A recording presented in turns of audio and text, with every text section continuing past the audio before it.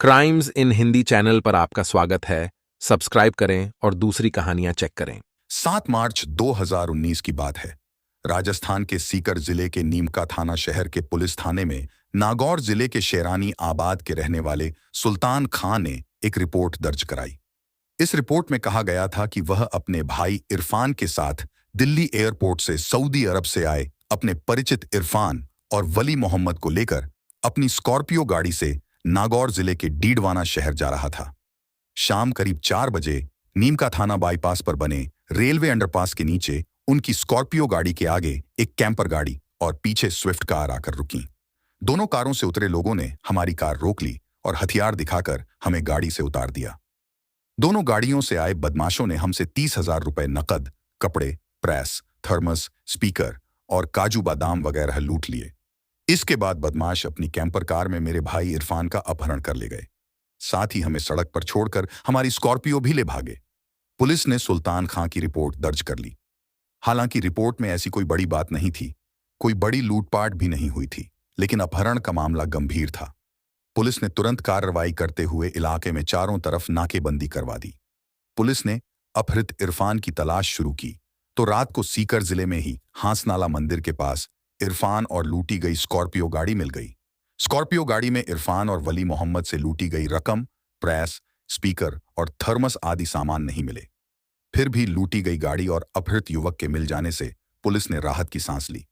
बदमाशों ने इरफान को कोई नुकसान नहीं पहुंचाया था। न तो उससे कोई मारपीट की गई थी और न कोई धमकी वगैरह दी गई थी। हालांकि लूटी गई रकम और अन्य सामान बहुत ज्यादा नहीं था, फिर भी यह गंभीर बात थी कि दिन दहाड़े लूट हुई थी। अगर पुलिस साधारण मामला समझकर कोई कार्रवाई नहीं करती तो हो सकता था भविष्य में कोई बड़ी वारदात हो जाती। नीमका थाना के थाना प्रभारी राजेंद्र यादव ने इसी बात को ध्यान में रखते हुए लूटपाट की जांच शुरू की। पुलिस ने जांच शुरू की तो पता चला लूटपाट करने वाले बदमाशों की दोनों गाड़ियां सुल्तान और उसके साथियों की स्कॉर्पियो का पीछा करती हुई नीमका थाना तक आई थीं। सवाल यह था कि सुल्तान की स्कॉर्पियो का पीछा कहां से किया गया था। थाना प्रभारी राजेंद्र यादव के दिमाग में एक सवाल बार बार कौंध रहा था कि 2 गाड़ियों में सवार बदमाश केवल 30,000 रुपए, कपड़े, प्रेस और स्पीकर जैसे छोटे मोटे सामान के लिए दिन दहाड़े लूट की वारदात को क्यों अंजाम देंगे। या तो बदमाशों को सुल्तान और उसके साथियों के पास मोटी रकम होने की सूचना थी, जिसकी वजह से उन्होंने लूटपाट की। दूसरी बात यह थी कि अगर बदमाशों का मकसद इरफान का अपहरण ही था तो वे उसे छोड़ क्यों गए। बदमाशों ने इरफान को कोई नुकसान भी नहीं पहुंचाया था। ये सवाल थाना प्रभारी को बार बार परेशान कर रहे थे। इन सवालों का सही जवाब या तो बदमाशों के पकड़े जाने पर मिल सकता था या फिर इस बारे में विक्टिम ही कुछ बता सकते थे। इसलिए थाना प्रभारी ने रिपोर्ट दर्ज कराने वाले सुल्तान खां और उसके साथी इरफान खां से पूछताछ की, लेकिन उनसे ऐसी कोई बात पता नहीं चली जिससे बदमाशों और उनके असल मकसद का पता चल सकता। सुल्तान और इरफान ने लूटपाट करने वाले बदमाशों के बारे में कोई भी जानकारी होने से साफ इनकार कर दिया। उन्होंने सीधे तौर पर किसी पर शक भी जाहिर नहीं किया। ऐसी स्थिति में लूटपाट करने वाले बदमाशों को तलाशना पुलिस के लिए चुनौती से कम नहीं था। नीमका थाना के थाना प्रभारी राजेंद्र यादव ने सीकर के एसपी डॉक्टर अमनदीप सिंह कपूर के सामने हाजिर होकर अपने दिमाग में उठ रहे सारे सवाल बताए। एसपी साहब भी थाना प्रभारी की बातों से सहमत थे। उन्होंने थाना प्रभारी से इस मामले की फाइल लेकर एफआईआर और इसके बाद की पुलिस की कार्रवाई पर सरसरी नजर दौड़ाई। उन्हें लगा कि राजेंद्र यादव की बातों में दम है। एसपी ने थाना प्रभारी से पूछा, राजेंद्र, तुम इस केस को कैसे सॉल्व करना चाहते हो? सर, यह केस सॉल्व तो तभी होगा जब बदमाश पकड़े जाएंगे। थाना प्रभारी ने एसपी साहब से कहा, सर, सबसे पहले हमें यह पता लगाना होगा कि सुल्तान और उसके साथियों की स्कॉर्पियो गाड़ी का पीछा कहां से शुरू किया गया था। अपनी बात जारी रखते हुए थाना प्रभारी ने एसपी साहब से कहा, सर, इसके लिए हमें दिल्ली एयरपोर्ट तक जाना पड़ेगा। इसके साथ हमें दिल्ली से नीमका थाना तक रास्ते में जहां जहां भी सीसीटीवी कैमरे लगे हैं वहां पर 7 मार्च की दोपहर की फुटेज देखनी पड़ेगी। इसी से हमें बदमाशों का सुराग मिल सकता है। राजेंद्र, तुम्हारा आइडिया अच्छा है। एसपी डॉक्टर अमनदीप सिंह कपूर ने थाना प्रभारी की हौसला अफजाई करते हुए कहा, तुम जल्दी से जल्दी यह काम पूरा करो। उम्मीद है तुम्हें कामयाबी जरूर मिलेगी। Thank you sir. थाना प्रभारी राजेंद्र यादव ने एएसपी साहब को सैल्यूट किया और वहां से निकल गए। थाना प्रभारी ने नीम का थाना पहुंचते ही दिल्ली जाने की तैयारी शुरू कर दी। कुछ देर बाद वे अपने 2 मातहतों को लेकर गाड़ी से दिल्ली के लिए रवाना हो गए। दिल्ली के इंदिरा गांधी एयरपोर्ट पहुंचकर उन्होंने एयरपोर्ट के बाहर लगे सीसीटीवी कैमरों की 7 मार्च की फुटेज निकलवाकर देखी। इसमें सुल्तान खां और उसके साथियों की स्कॉर्पियो के पीछे एक ब्रेजा गाड़ी नजर आई। इसके बाद पुलिस ने दिल्ली से नीम का थाना तक के रास्ते में टोल नाके और अन्य जगहों पर लगे सीसीटीवी कैमरों की फुटेज निकलवाकर देखी। इनमें भी वह ब्रेजा गाड़ी इरफान व वली मोहम्मद की स्कॉर्पियो के पीछे पीछे आती हुई नजर आई। इस ब्रेजा गाड़ी के नंबर के आधार पर पुलिस ने नागौर जिले के लाडनू थाना इलाके के तितरी गांव के रहने वाले चैन सिंह राजपूत को पकड़ा। चैन सिंह से पूछताछ की गई तो सुल्तान खान के साथियों से की गई लूट की वारदात की गुत्थी सुलझ गई, लेकिन उसने जो कुछ बताया उसे सुनकर पुलिस भी हैरान रह गई। थाना प्रभारी राजेंद्र यादव ने एसपी साहब को सारी बातें बताईं। एसपी साहब ने राजेंद्र को शाबाशी देते हुए चैन सिंह के बताए बाकी अपराधियों को पकड़ने और माल बरामद करने के निर्देश दिए। साथ ही जिले के कुछ अन्य पुलिस अफसरों को सदर थाना प्रभारी के साथ सहयोग करने के लिए लगा दिया। पुलिस टीमों ने भाग दौड़कर नागौर जिले के डीडवाना थाना इलाके के कोलिया गांव के रहने वाले इकबाल उर्फ भाणु खां, सीकर जिले के रानौली के रहने वाले विजय कुमार उर्फ बिज्जू भाट, नीम का थाना सदर थाना इलाके के चला गांव निवासी बलराम मील और ढाणी खुड़ालिया तन डेहरा जोहड़ी गुहाला के रहने वाले जवान सिंह उर्फ राम स्वरूप जाट को गिरफ्तार कर लिया। पुलिस ने गिरफ्तार 5 आरोपियों की निशानदेही पर 1.5 करोड़ रुपए की कीमत का 4 किलो 300 ग्राम सोना वारदात में इस्तेमाल की गई। 3 गाड़ियां ब्रेजा, कैंपर और स्विफ्ट के अलावा 315 बोर का 1 कट्टा बरामद किया। सिर्फ 30,000 रुपए की लूट का करोड़ों रुपए की लूट में खुलासा होने पर जयपुर रेंज के आईजीएस सेंगाथिर भी सीकर आ गए। उन्होंने आरोपियों से पूछताछ की और एसपी डा अमनदीप सिंह कपूर और अन्य मातहत अधिकारियों को बधाई दी। आरोपियों से पूछताछ में जो कहानी उभर कर सामने आई वह सोने के तस्करों की आपसी रंजिश की कहानी है। उस्तादों के उस्ताद बनने की यह कहानी सरकारी सिस्टम को भी अंगूठा दिखाती है कि किस तरह विदेशों से तस्करी कर सोना भारत में लाया जा रहा है। इसके अलावा विदेशों में बैठे तस्कर ही अपने सहयोगियों से सोने की लूट भी करवा रहे हैं। ये बात किसी से छिपी नहीं है कि विदेशों से रोजाना चोरी छिपे बड़ी मात्रा में सोना भारत लाया जाता है। विदेशों से अधिकांश सोना हवाई मार्ग से ही आता है। तस्करी से जुड़े लोग सोना लाने और कस्टम से बचने के नए नए तरीके अपनाते हैं। कुछ तस्करों की एयरपोर्ट पर सुरक्षा अधिकारियों या एयरलाइंस के कर्मचारियों से मिलीभगत भी होती है। इससे वे सुरक्षित बाहर निकल आते हैं। राजस्थान में भी सोने की तस्करी करने वाले कई गिरोह सक्रिय हैं। इन गिरोहों के लोग दिल्ली या जयपुर एयरपोर्ट पर सोना लेकर आते हैं। इनमें कभी कभी कुछ लोग पकड़े भी जाते हैं, जबकि अधिकांश तस्कर सुरक्षा व्यवस्थाओं को धता बताकर सोना लाने में सफल हो जाते हैं। सीकर, चूरू, झुंझुनू जिले के शेखावटी इलाके के करीब 5 लाख लोग खाड़ी देशों में काम करते हैं। इनमें अधिकतर कामगार हैं जो भवन निर्माण कार्यों से जुड़े हैं। कोई आरसीसी लेंटर डालने का काम करता है तो कोई टाइल्स लगाने का काम। ये लोग साल 6 महीने में एक बार अपने घर आते रहते हैं। खाड़ी देशों में सक्रिय सोने के तस्कर शेखावटी के इन लोगों को लालच देकर अपने कैरियर के रूप में इस्तेमाल करते हैं। बदले में इन कैरियर को हवाई टिकट का पैसा और कुछ खर्चा दे दिया जाता है। एयरपोर्ट से बाहर निकलने पर तस्कर गिरोह के लोग इन कैरियरों से सोना ले लेते हैं। एयरपोर्ट पर पकड़े जाने पर कैरियर अगर फंस जाता है तो बाहर बैठे तस्कर गिरोह के सदस्य अपनी कोशिशें करते हैं। कोशिश कामयाब हो जाती है तो ठीक, वरना ये लोग उस कैरियर से पल्ला झाड़ लेते हैं। नागौर जिले के खूनखुना थाना इलाके के शेरानी आबाद के रहने वाले शेर मोहम्मद और लाल मोहम्मद सऊदी अरब से कैरियर के माध्यम से तस्करी का सोना मंगवाते हैं। इनमें लाल मोहम्मद अब सऊदी अरब में रहता है, जबकि शेर मोहम्मद और लाल मोहम्मद में आजकल रंजिश चल रही है।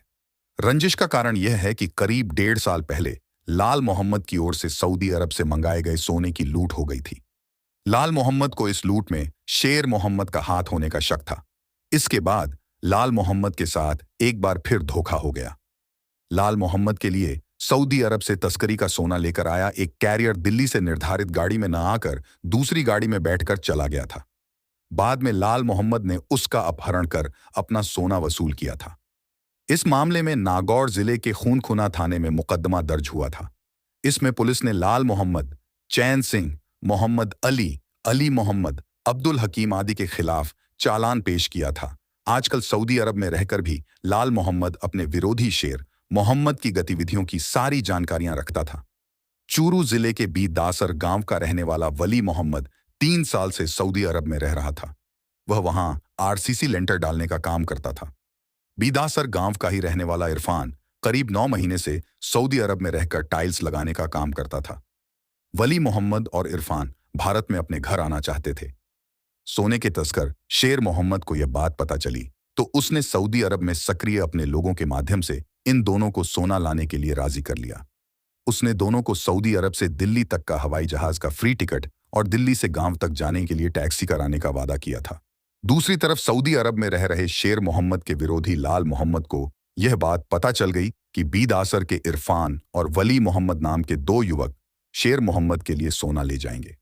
इस पर लाल मोहम्मद ने योजना बनाकर इन दोनों से संपर्क कर उन्हें लालच दिया और अपनी योजना में शामिल कर लिया। सऊदी अरब में तस्करी के लिए सोने को पिघलाकर अलग अलग रूपों में ढाल दिया जाता है। फिर उस सोने को पारे की परत चढ़ाकर ऐसा रंग दे दिया जाता है कि वह एल्यूमिनियम नजर आता है। इस एल्यूमिनियम रूपी सोने को इलेक्ट्रॉनिक सामान का पार्ट बना दिया जाता है। इस तरह इलेक्ट्रॉनिक उपकरण के रूप में तस्करी का सोना भारत आता है। निश्चित दिन सऊदी अरब में शेर मोहम्मद के लोगों ने बीदासर के इरफान और वली मोहम्मद को भारत ले जाने के लिए 7 स्पीकर और एक प्रेस में छिपाकर 5 किलो सोना सौंप दिया। इसके बाद शेर मोहम्मद के लोग इन दोनों से मोबाइल के माध्यम से लगातार संपर्क में रहे। वहीं लाल मोहम्मद भी इरफान और वली मोहम्मद से संपर्क बनाए हुआ था। इनसे लाल मोहम्मद को पता चल गया था कि वे किस दिन कौन सी फ्लाइट से दिल्ली पहुंचेंगे। स्पीकर में पारे से एल्यूमिनियम के रंग में रंगी सोने की प्लेटों को चिपकाया गया था, जबकि इलेक्ट्रिक प्रेस में सोने की प्लेट को सिल्वर रंग देकर नट से कस दिया गया था। इरफान और वली मोहम्मद हवाई जहाज से दिल्ली एयरपोर्ट पर उतरकर बाहर आ गए।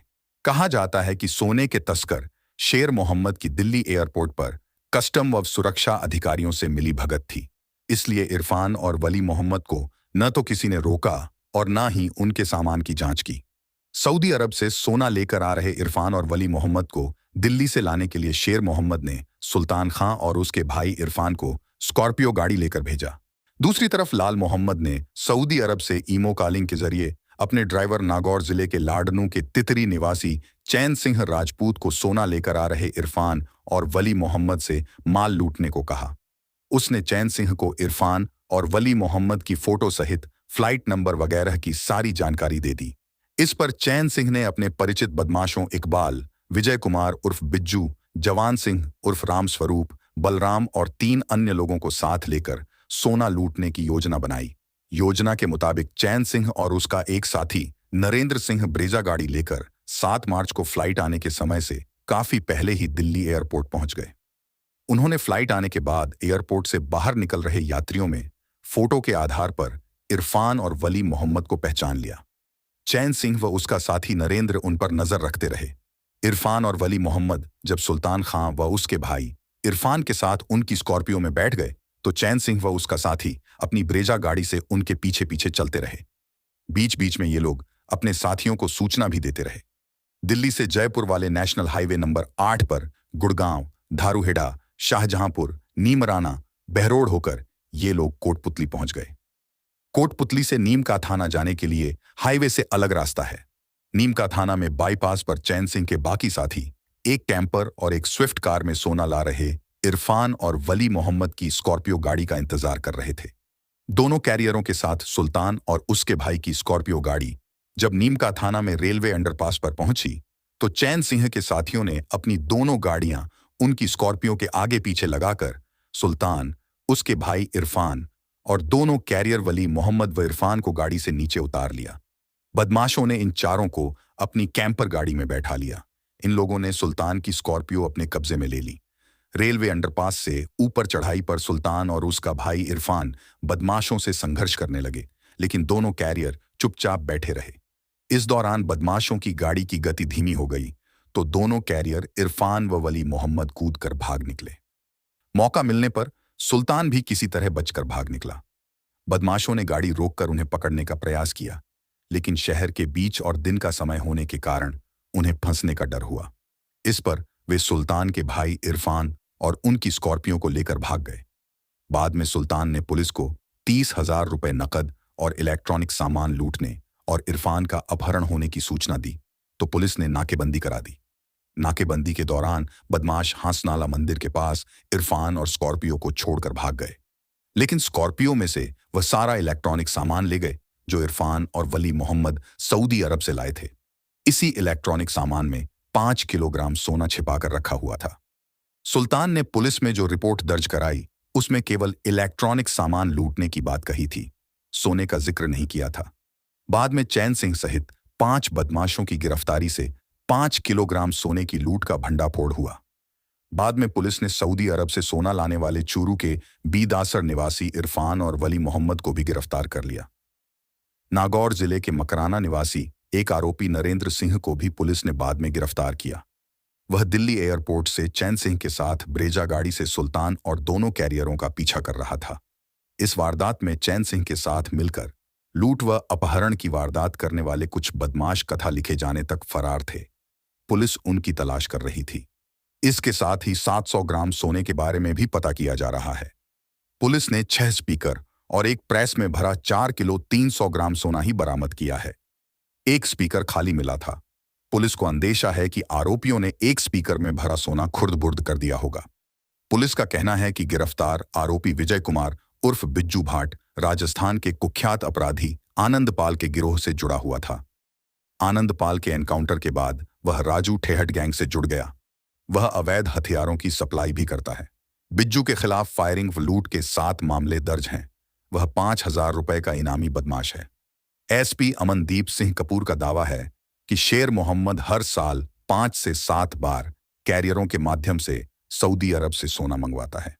सोने की तस्करी से जुड़े इस मामले की सीबीआई और फेरा को भी जानकारी दी जाएगी। सोना लूट की यह योजना लाल मोहम्मद ने सऊदी अरब में बैठकर ही बनाई थी, इसलिए उसके खिलाफ भी कार्रवाई की जाएगी।